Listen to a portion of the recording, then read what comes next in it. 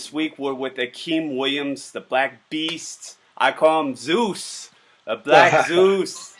Akim Williams is been known in the industry. You've been competing professionally for over 5 years now, correct? Yeah, about 5 years. Yeah. 5 years. And I remember when you were just in your rookie year, making your bones, and you're also known as one of the strongest bodybuilders in the IFBB Pro League. Yes, yeah. Yeah. All right. So a lot what we do here is we translate over live time. Akim Williams ya tiene su quinto temporada aquí en la IFBB Pro League. También está reconocido como uno de los hombres más fuertes físicamente como bodybuilder, como culturista. Now your roots are more of the Caribbean, correct? Yeah. Haitian or? No, Grenadian, Trinidadian. That's right, Granada y Trinidad. Okay, es un culturista caribeño y sabemos que hay mucha cultura, hay mucho talento que proviene del Caribe.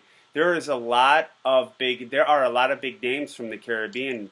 I think it's one of the most I want to say like not covered, but it's not covered like the way it should be, Caribbean bodybuilding. Why do you think that is?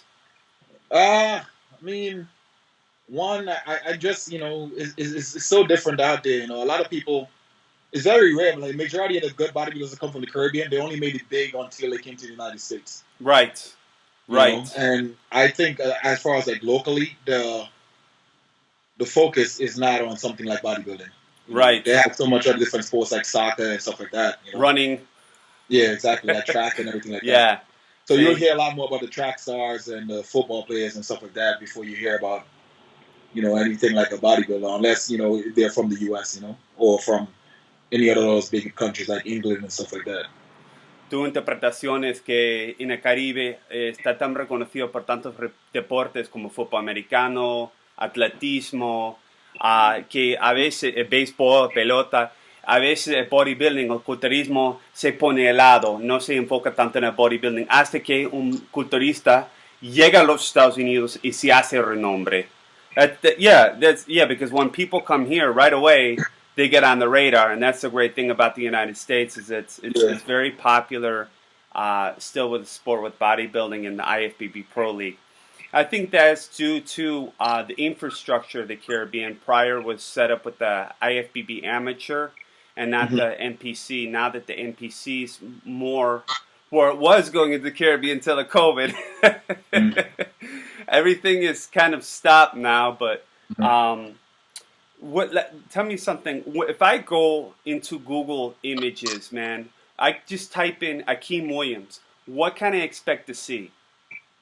The majority of stuff is mostly like my strong lifts and, my competitive history and stuff like that, So a lot of the crazy stuff that I've done when I first started competing and stuff like that. So you see a lot of my videos and stuff like that. Okay. Puede ver uno cuando busca Akim Williams en Google, puede encontrar muchos videos de levantamiento de potencia, cargando muchos pesos muy pesados, muchas cosas entre su carrera y claro, muchas poses. Tell us about your best accomplishments, tus mejores logros in the IFBB Pro League. What are some of your... I would say basically cracking the top 10 of the Miss Olympia last year. That was big. One of my high points. That was pretty good for me, Yeah. And not to knock anybody, but it was a really good lineup, and it was definitely a big accomplishment for me, just being in the top 10 for the 2019 Miss Olympia. Okay, quedando dentro los clasificados, los mejores 10 clasificados en el Miss Olympia el año pasado. Something's happened with your conditioning too. You've always been a great athlete, but you've just recently, within the last year or so, really tightened up your physique. I know it's harder to do when you're carrying so much body weight, but it really showed at the Arnold Classic this year. I was watching it virtually. I did not cover it this year, but I noticed it in the New York Pro Show, and I noticed it definitely in the Arnold Classic. What did you do to tighten up your routine or your diet to make this happen? Well, when I first started training, I didn't really take bodybuilding serious. I didn't really train as a bodybuilder. I like to compete and stuff like that, but I never trained as a bodybuilder. Right. It's only as recent as I started training with my coach, Oscar Ardon, that I really started training how a bodybuilder is supposed to train. Yeah, he's and good. you have seen, the refinement in my physique, and I'm only going to get better from now on. Okay, let me translate that over because there's a lot of information to, let's compact that down a little bit. Cuando tú comenzabas tu carrera dices que tomabas la tarima seriamente, pero no entrenabas como un culturista, te entrenabas como tú entrenabas posteriormente, entrenabas como levantando grandes cargas de pesas y hay algo distinto como un culturista tiene que entrenar.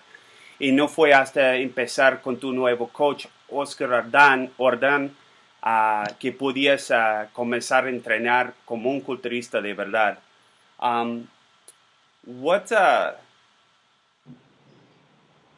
Do you think you were overlooked at the Arnold? I'm trying not to ask that like so directly, but I don't know. I feel like you're a little overlooked. I mean, I got that a lot from a few people, and a few people said, I definitely should have been in that top 6. Some people had me as far as maybe 3rd place, 4th place, 3rd place. So I mean, I can't really speak on that because I'm not a judge. I could only respect the decision and move it forward. Yeah, absolutely. Yeah. Tú acabas de contestar que entre los mejores del Arnold Classic, quizás que los jueces no te tomaron en cuenta como clasificado como debería sido. You pushed Victor, polls by polls, it was really close, and that's Victor Martinez, a Hall of Fame bodybuilder. We have seen you grow through the sport so fast, getting better and better, and today's the best I've seen you. When you turned from the back, it was over, dude. It was completely over. What changes, did you make any quick changes between Baltimore and this show? Well, we just stuck to what happened, what we did for Baltimore, and just pushed it a little bit more. Chicago, where I came in 6th place. We didn't like the look. We went back to the drawing board. Me and Dave Palumbo, my coach, went back to the drawing board, and we decided to come up with a new game plan for Baltimore. It worked for Baltimore, so we decided let's just stick to the same game plan and just dive a little bit harder and see what happens tonight. Yeah, I've known you for a long time, and for a long time I said, Akim, if you ever get that dry look, that hard look, it's top 5, top 6 at the Olympia.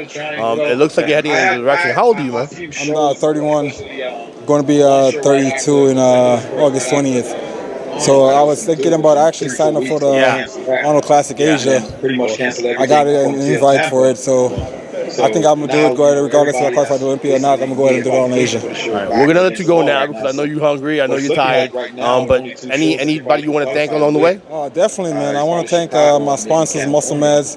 My sponsors touging the hell up. My coach, Dave Palumbo, my boy, Juan Morel, my girlfriend, Taylor, and all my other friends and IG family, especially, the people that have always been supporting me and telling me to keep pushing. Just want to say thank you to everyone.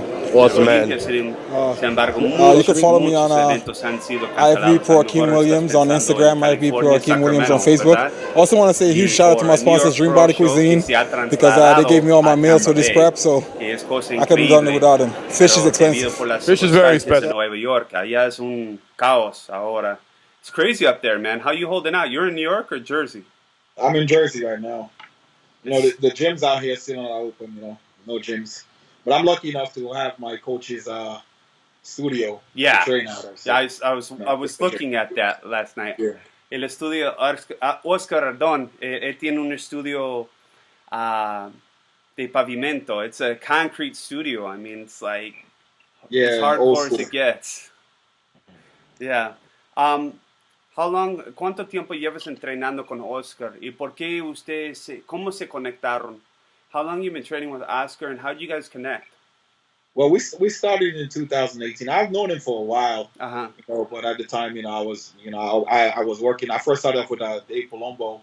Then I went out to the guys out in Kuwait in Oxygen Gym, and then bounced back to the U.S. And I figured I needed somebody like more hands-on. Because before that, I only trained with people online coaching type stuff. And Oscar was that guy to train me and also be my coach, but also train me in the gym also. So that combination worked really well with me. Okay, I'm going to translate over. Ustedes llevan varios años de conocerte, pero en 2018 usted ya había pasado por varios otros entrenadores, tales como Dave Palumbo, el equipo de Kuwait. Sin embargo, te encontraste con mejores manos con Oscar porque él trabaja microgerencia, como él le gusta estar muy en contacto y muy metido en la vida de sus atletas y entrenar al lado con ellos. So, eso entonces fue una de las razones por que se lo elegiste. So you're thinking about maybe Tampa, the New York Pro Show in Tampa or Sacramento, or the Chicago Pro. We're not even sure of that, right? The Chicago Pro with all the chaos that's going on there. The goal is probably to shoot for maybe Chicago. Chicago. Yeah, because there was also a show in Boston, but they canceled that one. So next thing on the list is pretty much Chicago. So yeah. That's what I'm trying to get into right now is prep for Chicago. Yeah. Hablando de las cancelaciones de los eventos, hay mucha distracción. Ahora, ¿cómo te mantienes enfocado? ¿Cómo es tu método? ¿Cómo es tu táctica? With so much distraction going on, how do you keep focused on your goals? How do you do it? What's your method or approach? Well, my goal right now, I kind of like it because I see it like the playoffs. You know, with everything that's going on right now, is either you win or you go home. So it motivates you more to push harder, you know? Right. And that's the way I'm going into that Chicago prep, you know, it's like playoffs and win or go home, you know? And for that, my motivation right now is basically getting back on the Olympia stage and cracking that top 5. Finishing on that top 5. Okay, yeah. Veo que tú contestas que estás motivado que nunca. Hay que llegar listo como un campeón o regresarse a la casa y tu motivación mayor es calificar para Mr. Olympia. Entendido. Who has been an inspiration? ¿O quién ha sido una inspiración para ti en estos años? Who's been like a big inspiration to you over these years? Sorry, I haven't had my coffee yet today, man. Yeah, that's cool. Yeah. I mean, definitely I would say Dexter Jackson, man. Dexter Jackson, all right. Because, you know, for as long as he's been doing it and for him to still have that passion, that drive to be his best at every show that he show up at, you know, it's definitely inspirational and motivational, you know. You know, my hat goes out to Dexter for doing it as long as he has and still have the drive to continue doing it. You know, not many bodybuilders could say they have that passion that he has, you know, for that many years, you know. Yeah, 50 years. Yeah. La inspiración tuya es Dexter Jackson, por supuesto, por su rendimiento, ¿no? Por tantos años y una persona que siempre está al tope entre los mejores clasificados por tantos años. Por cierto, será su último año, ¿no? This will be his last year. This will be his last year, Dexter's last year. Yeah. Well, he said this will be his last year, but in the back of my head, I'm like, he's going to be doing this until the wheels fall off. I know he's been saying it for a while. I remember 4 or 5 years ago he started saying that, but I know you never know with Dexter, but definitely if he retired this year, he definitely would have earned his merits and his stripes, and he's probably one of the most winning, if not the most winning bodybuilder in the history of the IFBB Pro League. I actually think he is, actually. Yeah, so that's definitely something to be proud of. ¿Qué ha sido el tema más difícil de tu carrera? What has been the most difficult part of your professional bodybuilding career? Wow. That's a very broad question, but I would say the beginning of my bodybuilding career was not getting down about the criticism, you know. Because I feel like bodybuilding is the one sport that if you show up off once, it sticks with you for the rest of your career. There's a lot of stigma, yeah. There's a lot of yeah. It doesn't matter how good you look at your next show or the show before that. People will always remember you for that one show that you showed up off. Never get a second chance to make a first impression. Okay. Exactly. Temprano en su carrera, quizás ha llegado a algunas competencias que no estaba bien condicionada como quería estar y que los jueces o el público se acuerda de esa condición cognitivamente y nunca se acuerda de ti en otra manera, aunque hayas hecho tus mejores, que has mejorado tu presentación. y has mejorado tu condición, como la gente queda con la misma percepción, misma idea, o te tengo en cuenta en otra manera del pasado, sin poder salir de su caja, ¿no? Salir de su percepción y verte como tú estás en el día presente. Yeah, that's tough. Mm-hmm. That's tough to really get people to change their mind, their preconceived ideas about you, because they so you hear one way y luego te ven en otra manera, pero no quieren verte como de hoy, quieren verte como tú lucías en el pasado. You know I mentioned this before in the interview, but they say that you are the strongest man in bodybuilding, and I believe that. I know that Stan Efferding is extremely strong, but he's not really a bodybuilder. He's always been kind of a power lifter. What made you cross over into bodybuilding from powerlifting? I mean, I've never really done the powerlifting, you know. I mean, I've always, as far as just being a bodybuilder, I've kind of modeled my training after, like, Ronnie Coleman. You know, some of the impressive stuff he lifts, and, you know, and I just took it like that, you know, and tried to push my body to the limits, especially when I first started competing and stuff like that. And that's why I was able to. But for some reason, I was just naturally strong. Okay. You know, even before competing and stuff like that, you know, even when I was just bullshitting in the gym, I was just naturally strong. So that just transferred over into the whole bodybuilding aspect of it, you know? Hence the nickname, the Black Zeus, right? That's, yeah. Nunca fuiste levantador de pesas como de potencia, no fue tu objetivo. Sin embargo, nada más te gustaban mucho los videos de Ronnie Coleman, los videos clásicos, ¿verdad? Cuando él se cargaba bastante peso, ¿no? Y eso es la forma que a ti te agradaba de entrenar. Entonces eso te motivaba, pero entre los años te diste cuenta que entrenar como un fisicoculturista se tiene que cambiar algunos hábitos entre el gimnasio. So that's what you did. You kind of changed it up from the Ronnie Coleman tactic style for fun to taking it a little more serious, like real bodybuilders and stuff like that. Not that what Ronnie was doing was wrong. It's just a different day and age. Like I'm sure Oscar has helped you a lot, kind of refine the engine, retune the engine a little bit to make you more on point during your competitions. Yeah. Where do you see yourself in 10 years? Definitely have at least one Miss Olympia title under my belt. Okay. Por lo menos en 10 años quieres tener un título de Mr. Olympia. Okay. And yeah. One of my other passions is definitely to go back to my home country and open up my own gym. In Granada? Yes. Yeah.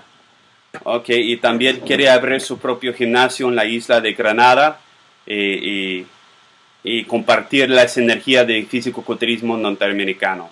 That's really cool. That's awesome because, you know, India Latino, we cover a lot of the Caribbean countries. There used to be something called the CACs, and that's basically like the North American Championships for the Caribbean region in the northern part of South America and in Central American countries. And it's just a powerhouse of talent. And I've never seen these guys before, ever. Maybe if they're lucky, you get to see them at the Arnold, Ohio. But back in the day, if you were a Caribbean bodybuilder, that was it. That was your only chance. And that's why I want to do it too, because, you know, growing up, you know, I've seen so many guys with just freaky, crazy genetics. Yeah. I didn't have no outlet or didn't know what to do, and those genetics just go to waste, you know. So me having that gym back there, just having that outlet for people, like, you know, that want to pursue their dreams, their careers and stuff like that, you know, I think that's an amazing accomplishment to provide that type of establishment for where they can see their true potential, you know? Yeah, I think that Joe Stubbs, for sure. He's got that new kid, Jamal Hamilton. He's looking pretty mean. Look out for that kid out of the Bahamas. The guy, he got up. All I just saw was his back. That's it. A walking back.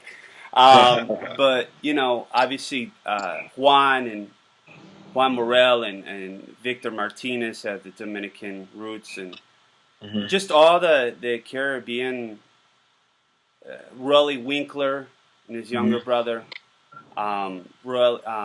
Quincy Winkler, just coming together and bringing that Caribbean region. Alexis Rolon from Puerto Rico, He's probably the biggest name. Him and Gustavo Badel out of Puerto Rico, and Gustavo's from Venezuela, but right now there's not too much going on there. But just bringing it all together with the NPC and the IFBB Pro League, if that can happen within the next 5 years, I think that the Caribbeans, people from the Caribbean will dominate the Olympia stage. True. In all categories. True. It's a sleeping giant, and they're on a little different islands there, but we'll see in the future. And I think that's one of the most beautiful things of this sport is it's global, it's shared. It doesn't see borders. Very true. Yeah. As far as you're getting prepped for this next show, what could we expect from Akim Williams? I know this is one of my last questions, and I wanted to save it to the end. ¿Qué la gente puede anticipar de ti en tu próxima presentación? Que sea Chicago o en Tampa Bay, the New York Pro Show. Well, I would definitely say I want to bring something similar to what I brought at the 2019 Olympia and the 2020 Ohio, Arnold Ohio. Yeah. And I think if I bring a package close to that, or even better than that, I'll be really hard to beat in Chicago. It got to be a very, very big name, so to speak. Ya, bueno, ya eres un hombre grande. Tú piensas traer tu paquete, lo que te habías llevado a Olympia el año pasado, y igual a Arnold Classic este año, yo te creo. Y estás en buenas manos con Oscar. Entonces, Chicago va a tener una línea muy destacada, igual en New York, en Tampa Bay. Sin embargo, yo creo que eres uno de los mejores elegidos para ganar uno de esos eventos. You're going to be one of the top guys to beat in those shows. I remember when you and Alexis Rolón went at it in Tampa Bay a couple years ago. I mean, that's when, people have said, hey, this is the guy, man, to beat. So, okay. What last messages do you have for un último saludo, mensaje para tu público? I know we're coming up on our 20-minute mark, but is there anything you want to say to your fans or your people out there? Definitely, man. Like I said before, I really want to compete in the 2020 Olympia, so I'm going to try my best to get that qualification. A little bit under 9 weeks, or a little bit over 9 weeks. Chicago Pro. So just make sure you guys stay tuned to my Instagram, my IG. Follow me on my YouTube channel to check out all my new videos and stuff like that. And just, cheer me along for my prep for Chicago. I'm looking forward to comments, whatever you guys want to reach out to me. And just let me know that, support, basically. That's all I need, support moving forward into the Chicago Pro to get that qualification for the Olympia. Hay que estar atentos a las redes sociales de Akim Williams porque eso le motiva más que todo ver sus fans dejando sus comentarios, sus porras, ¿sí? Para que él está al 100% en el Chicago Pro Show y le deseamos mucho éxito. We've kind of ran over our 20 minutes. I want to keep this between 20 and 25 minutes, but I also had to say un saludo especial para MHP. That's your new sponsor, MHP. Shout outs to you and Gerard and MHP. Gerard's always been a huge advocate of the athletes. I'm really glad to see you're with that uniform. They're like the New York Yankees of the sports nutrition world. They are. They're just. Yeah, I mean, it's really hard to find a company like that, man. Now, especially nowadays. Yeah. Where everything is going, just happy to be with a company that stay true to who they are as a bodybuilding company, bodybuilding supplements, and everything like that, and just continued support from Gerard and the whole team MHP. I just want to say nothing but gratitude and thank you for just being my sponsors and always having my back. Bueno, él aquí me está agradeciendo a sus patrocinadores de MHP, una marca mundialmente reconocido como Real Madrid de España o los Yankees de Nueva York. Es un equipazo de sports nutrición deportiva.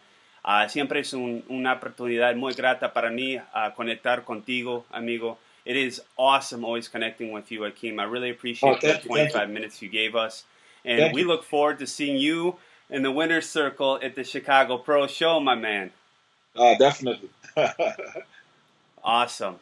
All right, this is Kit Sanderson, and you know the slogan. I'm not going to say it in Spanish, but we never surrender. That's our slogan.